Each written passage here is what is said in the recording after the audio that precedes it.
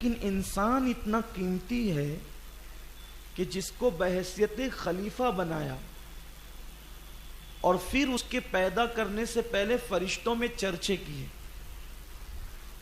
فرشتوں کی تعداد کتنی آپ جانتے ہیں؟ صرف زمین کے اوپر جتنے فرشتے رہتے ہیں وہ اللہ کی تمام مخلوق جو ہے، تمام مخلوق، وہ زمین کے فرشتوں کے مقابلے میں 10% ہے، اور زمین کے فرشتے پہلے آسمان کے فرشتوں کے مقابلے میں 10% ہے، اور پہلے آسمان کے فرشتے دوسرے آسمان کے فرشتوں کے مقابلے میں 10% ہیں. اسی طرح ساتوں آسمان فرشتوں سے بھرا ہوا ہے اور وہ آسمان فرشتوں سے چرچرا رہا ہے، یعنی اب قدم رکھنے کی بھی جگہ آسمانوں پر نہیں ہے، اتنی کثرت کے ساتھ فرشتے ہیں. تو اللہ نے فرشتوں سے کہا کیا کہتے ہو تم، میں زمین پہ اپنا خلیفہ بنانے والا. انہوں نے کہا کہ تو جسے خلیفہ بنائے گا تو وہ 4 چیزوں سے تو پیدا کرے گا، ہوا سے، آگ سے، پانی سے اور مٹی سے، اور یہ چاروں ایک دوسرے کی ضد ہے. ہوا کی آگ سے نہیں جمتی، پانی سے آگ کی نہیں جمتی، خاک سے آگ کی نہیں جمتی، ایک دوسرے کی جمتی نہیں. تو جس کی جس سے نہیں جمتی جب وہ ملیں گے تو آپس میں ٹکراؤ تو ہوگا نا، تو وہ زمین پہ جا کے فساد پیدا کرے گی. اللہ نے فرمایا انی عالم ما لا تعلمون، جو میں جانتا ہوں وہ تم نہیں جانتے. اور فرشتوں نے یہ کہا تھا، انہوں نے اعتراض نہیں کیا تھا. اچھا، مشورے کی ضرورت اس کو پڑتی ہے جس کو اچھے برے کے فیصلہ کرنے میں تردد ہوتا ہے. اللہ تو سب جانتا ہے، تو اس نے مشورہ اس لیے نہیں کیا کہ اس کو معلوم نہیں تھا کہ کروں کہ نہیں کروں. مشورہ اس لیے کیا تاکہ انسان کی عظمت پتہ چل جائے. اور فرشتوں نے اعتراض نہیں کیا تھا. بعض لوگ کہتے ہیں انہوں نے اعتراض نہیں کیا تھا. انہوں نے مشورہ جب کیا جاتا ہے تو مشورے میں بولنے کا حق چھوٹوں کو بھی ہوتا ہے. مشورہ کہتے ہیں اسی کو ہے. تو انہوں نے کہا تھا کہ ہم تو تیری تسبیح بیان کرتے ہیں، خوب تسبیح پڑھتے ہیں، ہم سبحان اللہ الحمدللہ، اللہ عبادت کرتے ہیں تیری. تو اللہ نے فرمایا تھا جو میں جانتا ہوں تم نہیں جانتے. یعنی کہ جو خلیفہ ہوگا نا اس کا تعلق صرف تسبیح اور سجدے سے نہیں ہوگا، بلکہ خلیفہ کو میں اس عبادت کے لیے پیدا کروں گا جو جان عبادت ہے. اللہ نے انسان کو کیوں پیدا کیا؟ اصل راز یہی ہے. فرشتے جو عبادت نہ کر سکتے تھے، اللہ نے اس عبادت کے لیے انسان کو پیدا کیا، اور اسی عبادت کا نام ہے ایک دوسرے سے محبت کرنا. یہ کام فرشتوں کا نہیں تھا. اسی لیے تو اللہ نے حضرت موسیٰ سے کہا نا، موسیٰ تو میرے لیے کچھ کر. تو عرض کی مولا سب تو تیرے لیے کرتا ہوں، عبادت تیرے لیے، روزے تیرے لیے، نمازیں تیرے لیے، دین کی تبلیغ تیرے لیے. ارشاد ہوا یہ سب تم اپنے لیے کرتے ہو، میرے لیے کچھ کر. تو کہا تیرے لیے کیا کروں؟ تو کہا میرے لیے کسی سے عشق کر، میرے لیے کسی سے محبت کر، میرے لیے کسی سے غمخواری اور غم گساری کر. یعنی اگر اقبال کا شعر پڑھ دوں تو اس لاہور کے کلندر نے سمیٹ دیا پوری بات کو. درد دل کے واسطے پیدا کیا انسان کو، ورنہ عبادت کے لیے کچھ کم نہ تھے کروں بیا. پھر اللہ تعالیٰ نے فرشتوں کو خاموش کر دیا اور پھر حضرت جبریل کو بھیجا کہ جاؤ زمین سے ایک مٹھی بھر مٹی اٹھا کر کے لاؤ. یہ زمین پہ آئے اور زمین سے کہا کہ میں تو اس سے مٹھی بھر مٹی لے جانا چاہتا ہوں. تو زمین نے کہا کیوں؟ تو کہا اللہ انسان پیدا کرنے والا ہے، اور انسان کچھ نیکی کریں گے تو وہ جنت میں جائیں گے، اور کچھ گناہ کریں گے تو جہنم میں جائیں گے. تو وہ بہت روئی، گڑ گڑائی، وہ آہو زاری کی، اس نے بڑی عاجزی کی کہ آپ ایسا نہیں کریں، کیونکہ آدھے جنت میں جائیں گے یا کچھ جنت میں جائیں گے، کچھ جہنم میں جائیں گے، تو میرا تو کچھ حصہ جہنم میں جلے گا نا. تو آپ مجھ پہ رحم کریں، مجھے ایسے ڈیوائیڈ نہیں کریں، تقسیم نہیں کریں آپ. تو حضرت جبریل کو ترس آ گیا، وہ واپس آ گئے. تو اللہ نے کہا میکائیل تم جاؤ. میکائیل کے ساتھ بھی یہی ہوا. پھر کہا کہ اسرافیل تم جاؤ. اسرافیل کو بھی ترس آ گیا، وہ بھی واپس آ گئے۔ اللہ نے کہا ملک الموت کو اسرائیل کو تم جاؤ، یہ آئے تو ویسی اس نے عاجزی کی۔ اسرائیل نے کہا میں تیری ایک نہیں سنوں گا، اس لیے کہ میں اپنے اللہ کا فرما بردار ہوں اور میں تیری نہیں سننے والا، میں تو اپنے اللہ کی فرما برداری کروں گا، اور مٹی اٹھا لی۔ تو اللہ نے کہا کہ روح نکالنے بھی اب تم ہی جان، الگ کرنے گئے تھے تو اب مٹی کو ملانے بھی۔ اب اسرائیل جب زمین کی آہو بکا پر ترس نہیں کھایا، اس لیے جبریل کسی کے رونے رلانے، حضرت اسرائیل کسی کے رونے رلانے پہ ترس نہیں کھاتے، وہ نکال لے آتے ہیں۔ اگر جبریل و میکائیل ہوتے تو وہ تو ترس کھا جاتے، اس کو ترس نہیں آتا جس کو ملک الموت کہتے ہیں، وہ تو اللہ کے حکم پہ عمل کرتا ہے۔ تو وہ مٹی اٹھائی، اور وہ مٹی بھی جو تھی نا وہ 60 قسم کی مٹی تھی، وہ جو مٹھی بھر مٹی تھی اس میں 60 رنگ تھے، 60 قسم کے رنگ تھے، کالا، سفید، سرخ، ایسے 60 قسم کے رنگ۔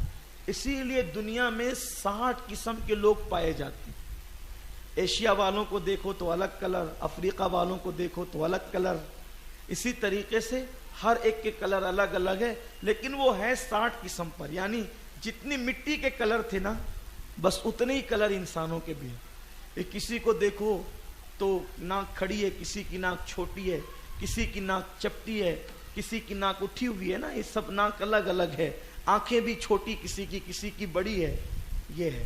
لیکن آپ کو ایک بات بتا دوں آپ کی معلومات کے لیے کہ دنیا میں خوبصورتی سب سے زیادہ ایشیا کو اللہ نے عطا فرمائی، اس لیے کہ دنیا کا سب سے خوبصورت انسان ایشیا میں پیدا ہوا، اور اسے مکۃ المکرمہ کہتے ہیں۔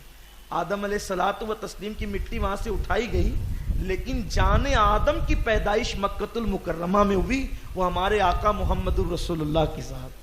وہ کمال حسن حضور ہے کہ گمان نقص جہاں نہیں، یہی پھول خار سے دور ہے، یہی شمع ہے کہ دھواں نہیں۔ اگر آپ جائیں گے نا حج کے لیے، اللہ آپ کو دکھائے وہ دن، عمرہ کے لیے جائیں گے، پوری دنیا سے لوگ آتے ہیں، لیکن آپ کو سب سے خوبصورت انسان آپ کو ایشیا والے ہی نظر آئیں گے۔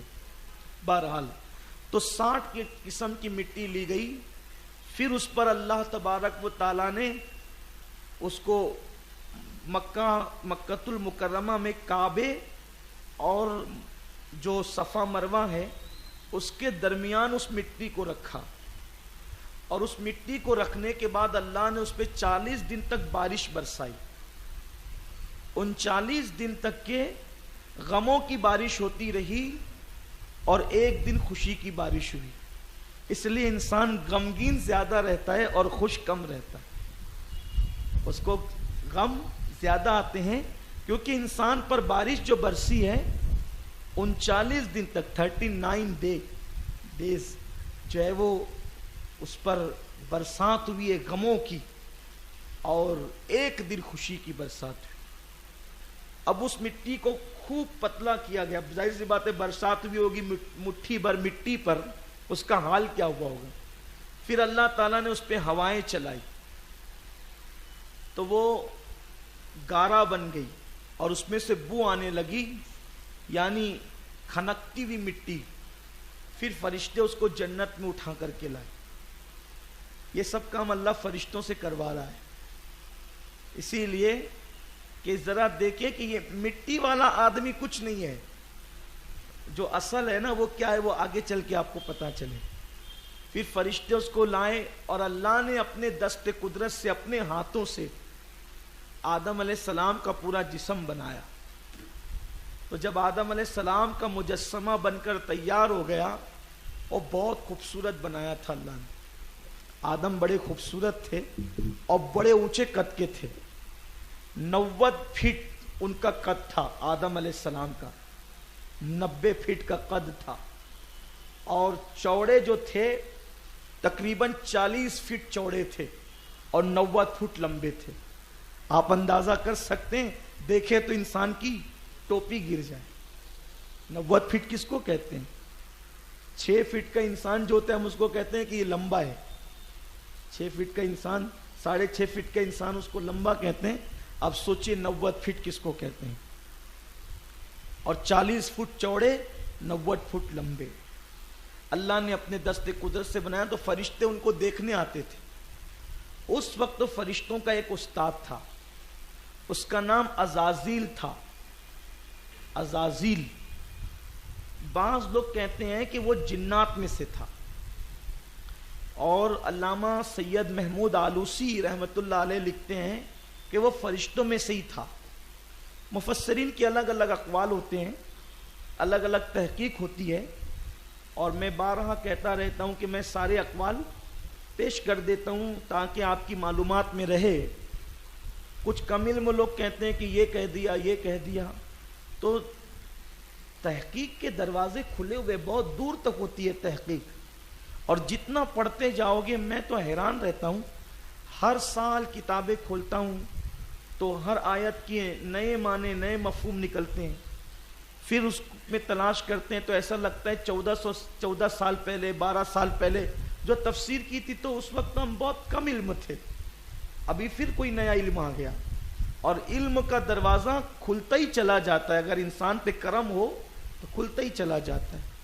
تو بعض لوگ کہتے ہیں کہ وہ جنوں میں سے تھا کیونکہ اس کو آنکھ سے اللہ نے پیدا کیا. لیکن سید محمود آلوسی بہت بڑے مفسر گزرے, بغداد شریف کے میں ان کے مزار پہ بھی گیا ہوں, بہت بڑے عالم ہیں, بہت بڑے مفسر قرآن ہے, اور آپ کی حیثیت جو ہے وہ ایک اتھارٹی کی حیثیت ہے, یعنی کہ آپ ایک دلیل مانے جاتے ہیں, حجت مانے جاتے ہیں آپ علم کی دنیا میں. اور فرماتے ہیں وہ فرشتوں میں سے تھا, اور فرشتوں کا استاد تھا, وہ بہت علم تھا اس کے پاس, فرشتے اس سے علم سیکھتے تھے, اور وہ بہت عبادت گزار بھی تھا. زمین کا کوئی چپا ایسا نہیں بچا جہاں اس نے سجدہ نہیں کیا, آسمان پہ کوئی حصہ ایسا نہیں بچا جہاں اس نے سجدہ نہیں کیا. یعنی 80,000 سال تک اس نے عبادتیں کی ہے, اور فرشتے اس کو جھولا جھلاتے تھے جنت میں, جنت کے باغوں میں وہ جھولا جھولتا تھا. بڑا عبادت گزار, بڑا متقی, بڑا پرہیزگار, بڑا عابد و زاہد کہلانے والا. تو وہ بھی فرشتوں کے ساتھ دیکھنے کے لیے آیا, اور دیکھا تو اس کو حضرت آدم علیہ السلام سے حسد ہو گیا کہ بھئی خلافت مجھے نہیں ملی, اس کو کیوں ملی. تو اس نے, فرشتے بھی حیران رہتے تھے, تو اس نے چونکہ تھے سب شاگرد, تو اس نے فرشتوں سے کہا اس میں کچھ نہیں ہے, یہ مٹی کا جو بنا ہے نا یہ پتلا, اس میں کچھ نہیں ہے, اس کے جسم میں جگہ جگہ سوراخ ہے, اگر یہ زیادہ کھانا کھائے تو یہ چلنے کے قابل نہیں رہے گا. صحیح کہا تھا اس نے, بات صحیح کہی تھی لیکن حسد میں کہی. اگر یہ زیادہ کھا لے, بھئی آدمی زیادہ کھا لے, آپ خود ہی سوچیں اگر تراویح میں ہم زیادہ کھا کے آ جائیں تو اٹھنا بیٹھنا رکوع سجود بھی دشوار ہوتے ہیں, اور نہ کھائیں تو بھی بے کام کا ہو جائے, نہیں کھڑا بھی نہیں ہو سکے. جو لوگ افطار کر کے صرف آتے ہیں تو ان کے لیے بھی دشواری ہے. تو نہ کھائے تو بھی مسائل, کھا لے زیادہ تو بھی مسائل, کا کچھ نہیں ہے. مگر ہاں اس کے سینے میں بائیں طرف ایک پیٹی ہے, وہ پیٹی میں شاید کوئی ایسی چیز ہے جس کی بنیاد پہ اس کی ترقی ہے. اور یہ بھی بات اس نے صحیح کہی تھی, اسی پیٹی کو ہم دل کہتے ہیں, قلب کہتے ہیں, اور انسان صرف دل کی وجہ سے ہی افضل ہے, اس لیے کہ دل کا کام ہی محبت کرنا ہے. اللہ نے دل فرشتوں کو نہیں دیا, دل جانوروں کو نہیں دیا, دل اللہ نے صرف انسان کو دی. آپ کہیں گے کیسی بات کرتے, ہم تو جانوروں کے دل کھاتے رہتے, کلیجی کے ساتھ جو دل ہوتا ہے, مرغے کا بھی دل ہوتا ہے. یہ اس دل کی بات نہیں ہے, ایک ہے گوشت کا لوتھڑا اور ایک ہے حقیقت دل. جیسے کعبہ, ایک ہے کعبے کی دیوار, وہ کعبہ نہیں ہے, وہ دیوار کعبہ ہے, لیکن حقیقت کعبہ اس جگہ کا نام ہے. تو ایسے ہی یہ دل حقیقت میں گوشت کے لوتھڑے کا نام نہیں ہے, بلکہ اس کے جذبات کا نام دل ہے, اس قلب کے جذبات کا نام دل ہے. جانوروں میں وہ جذبات تھوڑی ہوتے ہیں, مرغ میں وہ جذبات تھوڑی ہوتے ہیں. تو یہی اس کی ترقی کا راز ہے. بہرحال پھر اللہ نے حضرت آدم کے جسم میں روح ڈالی, یہ سب جنت میں ہو رہا ہے. آدم کے جسم میں روح ڈالی, جب روح پہنچی تو وہ پھڑپڑا کر باہر نکل گئی, کیونکہ روح جو ہے وہ لطیفہ نورانی ہے, اس نے کہا مولا مجھے معاف کر، میں اس میں نہیں رہوں گی، بہت اندھیرا ہے اس میں، بڑی تاریکی ہے۔ تو اللہ تعالیٰ نے پھر نور محمدی صلی اللہ علیہ وسلم کو آدم علیہ السلام کی پیشانی کا جھومر بنا دیا اور آپ کی پیشانی کے اندر سجا دیا۔ اب یہ نور محمدی کیا ہے؟ اب اس پہ گفتگو کروں تو بہت دیر ہوگی، صرف اشارہ کرتا ہوں۔ یہ نور محمدی اللہ نے جب چاہا کائنات کو بنانے کے لیے تو اللہ نے اپنے نور سے ایک نور پیدا فرمایا اور اس کا نام رکھا محمد صلی اللہ علیہ وسلم، اور اس نور نے اللہ کو سجدہ کیا، اور اس نور کا ایک سجدہ 70,000 سال کا تھا، اور وہ 70,000 سال جو تھے نا، اس کا ایک دن 50,000 سال کے برابر تھا۔ اب اس کا ایک دن 50,000 سال کے برابر، تو اس کے 7 دن کتنے ہو جائیں گے؟ 350 سال کے برابر۔ ہمارے 350 سال کے برابر اس کے 7 دن۔ اب آپ مجھے بتائیے کس قدر وہ طویل عرصے تک اس نے سجدہ کیا۔ 70,000 سال کا ایک دن 50,000 سال کے برابر۔ اب آپ غور کیجئے کہ آپ کی جو ہے وہ گویا کہ گنتی پھیل ہو جاتی ہے۔ 70,000 سال تک سجدہ کیا، پھر سر اٹھایا، 70,000 سال تک جو ہے وہ قوما میں رہا، کوما میں نہیں، قوما میں، یہ ورنہ لوگ اس کو کوما کہہ دیتے ہیں، کوما نہیں، قوما۔ قوما کس کو کہتے ہیں؟ 2 سجدوں کے درمیان جو آپ اٹھ کر کے بیٹھتے ہیں نا، اس کو قوما کہتے ہیں۔ وہ 70,000 سال تک قوما میں رہا، پھر 70,000 سال تک پھر سجدہ کیا۔ وہ روایت بڑی مشہور ہے نا، حضرت جبریل علیہ السلام سے حضور نے پوچھا جبریل تیری عمر کتنی ہے؟ تو عرض کیا یا رسول اللہ مجھے اپنی عمر کا اندازہ نہیں ہے، لیکن بس آپ اس سے اندازہ کر لیں کہ میں حجاب عظمت میں، اللہ کے حجاب عظمت میں ایک تارہ طلوع ہوتا تھا ہر 70,000 سال کے بعد، میں نے اس کو 72,000 مرتبہ دیکھا ہے۔ اب آپ اندازہ کریں کہ میری عمر کتنی۔ حضور نے فرمایا اللہ کی قسم وہ تارہ میں ہی ہوں۔ حضور پھر وہ روز روز کیوں نظر نہیں آتا تھا؟ تو آقا فرماتے ہیں صلی اللہ علیہ وآلہ وسلم کہ میرا نور سجدے میں ہوتا تھا تو نظر نہیں آتا تھا، اور سجدے سے سر اٹھاتا تھا تو نظر آتا تھا۔ اسی لیے مولانا سائم چشتی علیہ الرحمہ نے فرمایا ہے کہ تو شاہ خوباں اے جانے جانا، ہے چہرہ ام الکتاب تیرا، ہے عمر لاکھوں برس کی لیکن مگر ہے تازہ شباب تیرا۔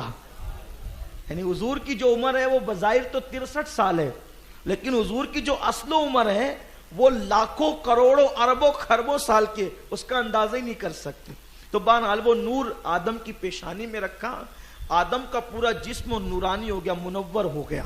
پھر اللہ نے روح سے کہا اب جا ذرا، اب اندر گئی تو نکلنے کا نام نہیں لیتی، کہا میں اس میں رہوں گی، میرا دل لگ گیا اس کے اندر۔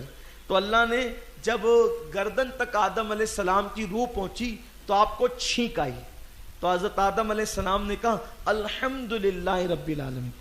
سب سے پہلا کلمہ حضرت آدم کی زبان سے کیا نکلا؟ الحمدللہ رب العالمین۔ تو اللہ نے جواب دیا، چھینک کا جواب سب سے پہلے اللہ نے دیا، یعنی چھینک کا جواب دینا یہ اللہ کی سنت ہے، یرحمک اللہ، اللہ نے فرمایا۔ پھر حضرت آدم علیہ السلام کی کمر تک روح آئی نا، تو آدم علیہ السلام اٹھ کے کھڑے ہونا چاہتے تھے، گر گئے۔ تو اللہ نے کہا انسان جلدی باز پیدا کیا، یعنی جلدی بازی کرتا ہے انسان۔ پھر آدم علیہ السلام کے پورے جسم میں روح گئی۔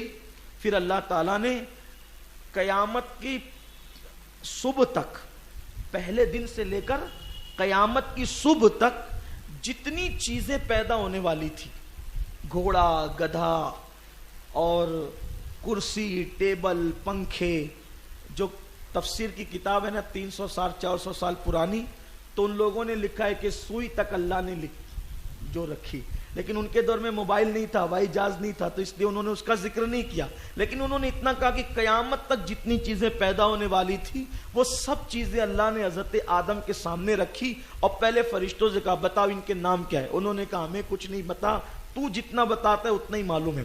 حضرت آدم سے کہا بھی آپ بتاؤ، تو آدم علیہ السلام نے سب کے نام بھی بتائے، ان کے کام بھی بتائے، اور صرف چیزوں کے نہیں، قیامت تک جتنے انسان تھے نا ان سب کے نام بھی بتا دیے، یہ اس کا نام یہ ہے، اس کا نام یہ۔ تو آدم علیہ السلام نے جس کا جو نام بتایا، دنیا میں آنے کے بعد، پیدا ہونے کے بعد اس کا وہی نام رکھا جائے گا۔ اب ایک بات آپ کو بتاؤں، آپ سوچیں گے یہ کیسے ہو سکتا ہے؟ کہ آدم علیہ السلام نے سب کے نام بتایا؟ وہ قرآن کہہ رہا ہے نا کہ آدم نے سب کے نام بتائے، تو آپ کا نام بھی بتایا، اور یہ کوئی مشکل بات نہیں ہے۔ ایک باپ کے 12 بچے ہوتے ہیں نا تو اس کو 12 کے نام یاد ہوتے ہیں، 20 ہوتے ہیں تو 20 کے نام یاد ہوتے ہیں۔ کوئی باپ ایسا ہوگا جس کو بیٹوں کے نام یاد نہ ہو؟ تو ہم تو آدم کی اولاد ہیں، تو ہمارے باپ کو اللہ نے ہمارے نام بتا دیے۔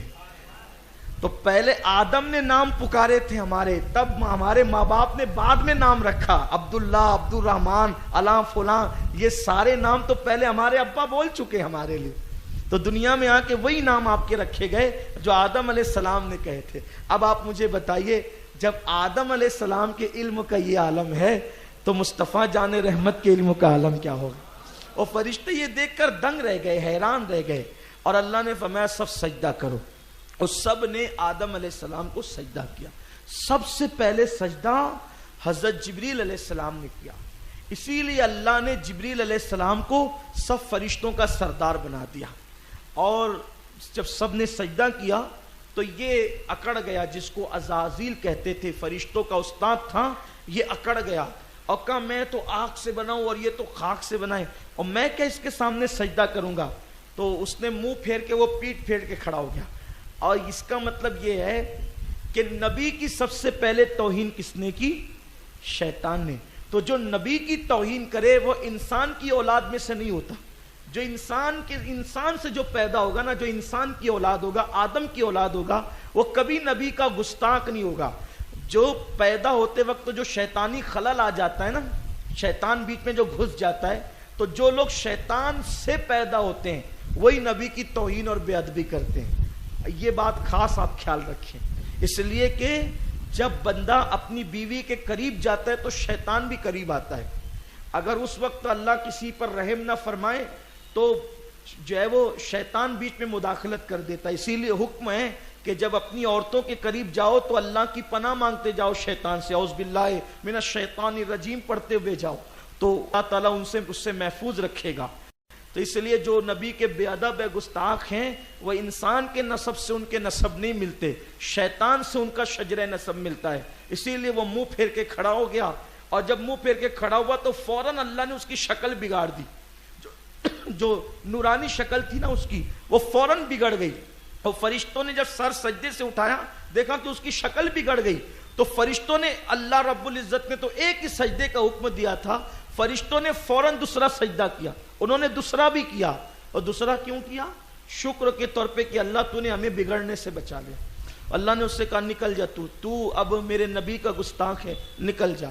اللہ نے اس کی عبادتیں نہیں دیکھی، 80,000 سال تک اس نے عبادت کی، اللہ نے اس کی عبادت نہیں دیکھی، اس کو نکال دیا۔ اس نے کہا اللہ میں تو نکل جاؤں گا، اس نے کہا ٹھیک ہے میں نکل جاتا ہوں، لیکن تو مجھے مہلت دے، میں نے جو 80,000 سال تک عبادت کی اس کی مہلت دے مجھے۔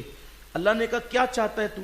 کہتا ہے کہ مجھے کبھی موت نہیں آئے۔ کہا یہ تو نہیں ہوگا، تو کہا پھر مجھے مہلت دے کہ کچھ زندگی دے میری۔ تو اللہ نے کہا ٹھیک ہے، جب تک پہلی مرتبہ سور نہیں پھونکا جائے گا اس وقت تک میں تجھے زندگی دوں گا، یعنی قیامت تک اس کو زندگی دی۔ اس نے جیسے زندگی کا سنا تو اس نے اللہ کو چیلنج کر دیا، کہا کہ میں تیرے بندوں کو، یہ جو اس آدم سے جو لوگ پیدا ہوں گے نا، میں ان کو بہکاؤں گا۔ اللہ نے کہا جا، تو سب کو بہکائے گا، لیکن جو میرے مخلص بندے ہیں تیرا داؤ ان پہ نہیں چلے گا۔ تو اس نے اللہ سے منہ چلانے شروع کیا، اس نے کہا میں آگے سے بھی آؤں گا، میں پیچھے سے بھی آؤں گا، میں دائیں سے بھی آؤں گا، بائیں سے بھی آؤں گا، میں چاروں طرف سے آؤں گا اور تیرے بندوں کو بہکاؤں گا۔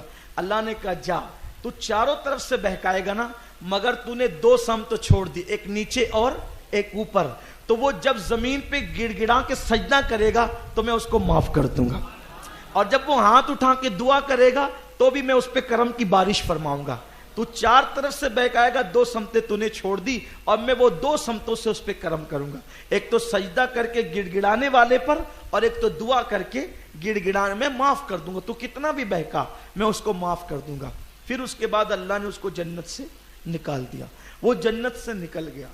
وہ اب اس فراق میں رہتا تھا کہ کسی بھی طرح میں آدم کو معاذ اللہ ذلیل کروں، استغفر اللہ۔ تو اللہ نے کیا کیا؟ فرشتوں نے سجدہ کیا تو اللہ نے کہا آدم جاؤ، تم جنت میں رہو، تم جنت میں رہو۔ تو فرشتے آدم علیہ السلام کے ساتھ جنت میں رہتے، آدم فرشتوں کے ساتھ جنت میں رہتے بڑی شان سے. ایک دن آدم علیہ السلام نے عرض کی اللہ تیری جنت میں کوئی میری طرح نہیں ہے، کسی کو میری طرح پیدا کر. تو اللہ نے حضرت آدم علیہ السلام پر اونگ طاری کی، کیونکہ جنت میں نیند نہیں ہے. تو اللہ نے اونگ طاری کی اور حضرت آدم کی بائیں پسلی سے حوا کو پیدا کیا. یہ حوا بنائے حی سے، چونکہ یہ زندہ سے پیدا کی گئی ہے اس لیے ان کا نام حوا ہوا، یعنی زندہ سے پیدا ہونے والی. بہت خوبصورت تھی حضرت حوا. آدم علیہ السلام جیسے اس کے قریب جانے لگے، اللہ نے کہا رک، ابھی تیرا نکاح نہیں ہوا. تو اللہ نے فرشتوں کی موجودگی میں حضرت آدم علیہ السلام کا نکاح کروا دیا.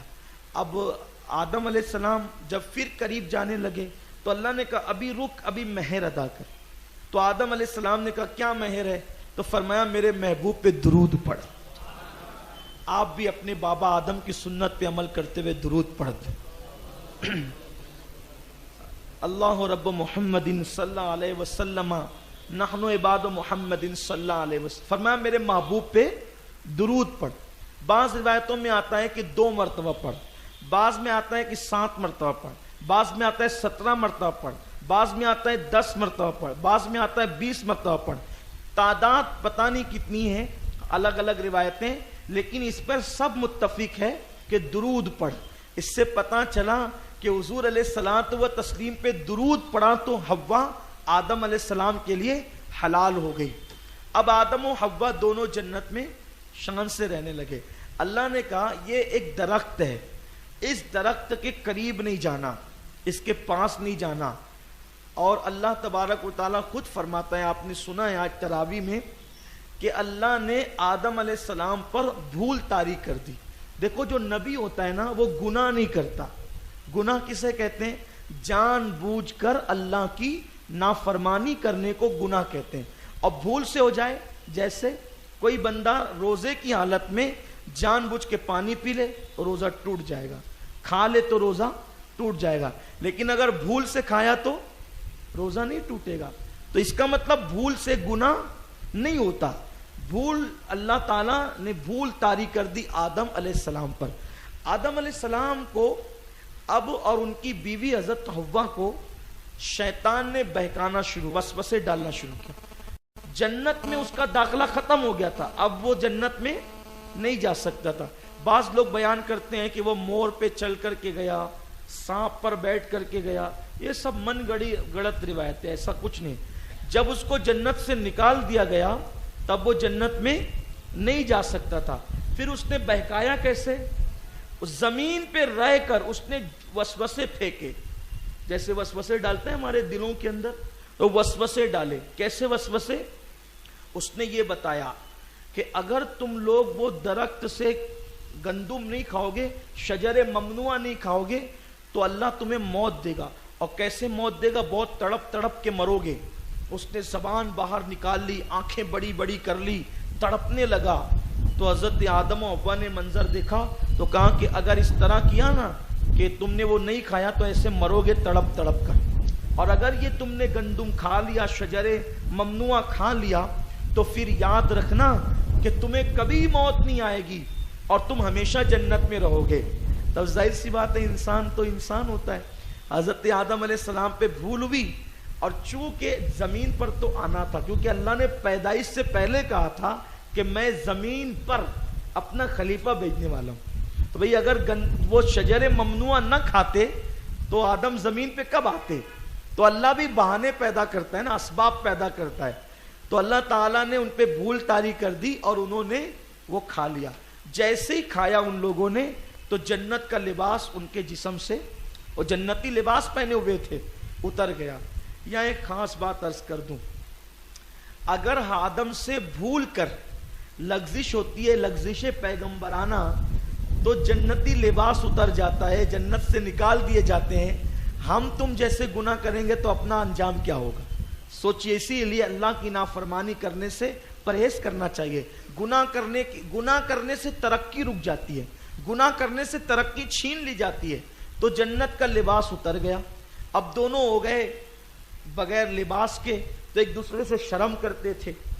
اللہ نے کہا کہ تم نے بھول کی اس لیے اب تم زمین پہ جاؤ. تو حضرت حوا کو جدہ میں اتارا. یہ جو شہر بنا نا جدہ شریف, وہ جدہ کا نام جدہ اسی لیے پڑا, الجدتوں کا معنی ہوتا ہے دادی کے, کیونکہ وہاں حضرت حوا اتری تھی. اور سراندیپ پر یعنی سری لنکا جو ہندوستان تھا پہلے, اس وقت وہ سری لنکا نہیں تھا, وہ ہندوستان ہی تھا. تو وہاں اللہ نے آدم علیہ السلام کو اتارا. ابھی بھی جس پہاڑی پر آدم علیہ السلام کو اتارا گیا تھا اس پہاڑی پر ابھی بھی آدم علیہ السلام کے قدم کا نشان موجود ہے. ابھی بھی آپ کے قدم کا نشان موجود ہے. تو آپ اترے اور اترنے کے بعد بہت روتے تھے, بہت وحشت ہوتی تھی آپ کو. آدم علیہ السلام تقریباً 200 سال اور ایک روایت کے مطابق 300 سال تک روتے رہے. اندھیرا تھا, تاریکی تھی, دل نہیں لگتا تھا, کیونکہ جنت میں نور تھا, روشنی تھی. اب آدم علیہ السلام پریشان ہیں. 300 سال ہو گئے روتے روتے, یا 200 سال ہو گئے. آپ کے آنسو بہنے سے پانی کے چشمے جاری ہو گئے. پرندے اس میں چونچ ڈالتے اور کہتے کیا مزیدار پانی ہے. تو آدم علیہ السلام کہتے یہ ایک ندامت کے آنسو ہے جس کی لذت تم محسوس کر رہے ہو. تو پھر آدم علیہ السلام نے ایک دن اللہ سے عرض کیا, میرے اللہ کہ جس محمد پر تو نے نکاح کے وقت درود پڑھوایا تھا اور جس کا نام تو نے عرش پہ اپنے نام کے ساتھ لکھا تھا اور جس کا نام تو نے جنت کے دروازوں پر اپنے نام کے ساتھ لکھا تھا, مولا اسی محمد کا واسطہ تو مجھے بخش دے. تو اللہ کی رحمت نے مسکرا کر کے کہا آدم تو نے کیسے جانا یہ نام؟ تو عرض کی مولا میں نے عرش پہ دیکھا تھا, جنت میں دیکھا تھا, حوروں کی پیشانیوں پہ دیکھا تھا, میں سمجھ گیا یہ تیرا محبوب ہے. ارشاد ہوا ارے تو نے اپنے لیے مغفرت مانگی, آدم اگر تو اس کا نام لے کر اپنی تمام اولاد کے لیے مغفرت مانگتا تو میں سب کو بے حساب جنت عطا کرتا. پھر حضرت جبریل علیہ السلام آئے اور آپ نے اذان پڑھی تو اندھیرا دور ہو گیا دنیا سے اور اجالا ہی اجالا ہو گیا. تو حضرت آدم علیہ السلام نے شکر کے طور پر 2 رکعت نماز ادا کی. کب؟ اندھیرا دور ہوتے وقت اور اجالا آتے وقت. تو اللہ کو آدم کی ادا اتنی پسند آئی کہ اللہ نے اسی کو نماز فجر بنا دیا. یہ جو نماز فجر ہے نا, یہ سب سے پہلے حضرت آدم علیہ السلام نے پڑھی ہے. تو آدم علیہ السلام نے نماز پڑھی. حضرت مولا علی فرماتے ہیں, مولا کائنات, کہ ہندوستان کے پھل اتنے لذیذ کیوں ہوتے ہیں؟ ہندوستان کے پھل اتنے لذیذ کیوں ہوتے ہیں اور ہندوستان کے میوے اتنے خوشبودار کیوں ہوتے ہیں؟ اور فرمایا کہ آدم علیہ السلام جب جنت سے اترے تو اپنے بدن پہ جنت کے پتے باندھ کر اترے تھے. تو جیسے زمین پہ آئے تو ہوا چلی تو جنت کے پتے اڑ گئے, اور جس درخت پہ گئے تو اس درخت کے اندر خوشبودار میوے پیدا ہونے لگے. آدم علیہ السلام جب جنت سے آئے تھے تو ایک عصا لے کر آئے تھے, 10 فٹ کا عصا. وہی عصا حضرت موسیٰ علیہ السلام تک پہنچا. اور آپ 3 اوزار لے کر آئے تھے, 3 اوزار. ایک تھی جس کو اردو میں سڑسی کہتے ہیں اور ہم اپنی زبان میں اس کو سانسی کہتے ہیں. یہ جنت سے آئی ہے سانسی. آدم علیہ السلام اس کو جنت سے لے کر کے آئے تھے. 3 اوزار تھے, کیونکہ آپ کو دنیا میں آ کر جنت میں تو ایسے ہی ملتے تھے نا کھانے پینے, فرشتے لا کر پیش کرتے تھے. لیکن آدم علیہ السلام کو پتا تھا کہ دنیا میں جائیں گے تو آپ خود ہی کما کر کھانا ہے. تو آپ سانسی لائے, سانسی سمجھ گئے نا, سانسی لائے تھے اور ہتھوڑا لائے تھے, ہتھوڑا. اور ایک اوزار اور لائے تھے جس کو آپ کڑہاڑا کہہ سکتے ہیں. یہ 3 اوزار آپ دنیا میں لے کر آئے تھے جنت سے. تو آپ کی توبہ جب قبول ہو گئی تو آدم علیہ السلام کو ابھی 300 سال تک کے اپنی بیوی کی یاد ہی نہیں آئی. اللہ ہی اللہ روتے ہی رہے, اور توبہ قبول ہو گئی. اللہ تعالیٰ نے دعا سن لی تو بیوی کی یاد آئی. تو آدم علیہ السلام بیوی سے ملنے چلے, بیوی سے ملنے چلے. تو آدم علیہ السلام 7 قدم کے اندر مکہ مکرمہ پہنچے. آدم علیہ السلام کا 1 قدم سوچو کتنا لمبے فاصلے پر ہوگا کہ آپ 7 قدم میں ہندوستان سے مکہ مکرمہ پہنچے. اس کا مطلب ہندوستان کتنا مقدس ملک ہے کہ پہلا انسان یہاں آیا, پہلا نبی یہاں آیا, پہلی اذان یہاں ہوئی, پہلی نماز یہاں ہوئی, پہلا حاجی ہندوستان ہی سے چلا مکہ المکرمہ. تو آدم اور حوا کی ملاقات ہوئی میدان عرفات میں. العرفہ کہتے ہیں پہچاننے کو, اور دونوں میاں بیوی, ہماری امی اور ہمارے ابا, حوا اور آدم وہاں ملے, دونوں وہاں ملاقات ہوئی دونوں کی, اور دونوں وہاں پر ملے. اللہ تعالیٰ کی بارگاہ میں بہت خوشی کا اظہار کیا. وہ تاریخ تھی ذی الحجہ کی 9 تاریخ, اسی لیے سب حاجی حجن وہاں پر جا کر جمع ہوتے ہیں اور سب کی مغفرت کا پروانہ ملتا ہے.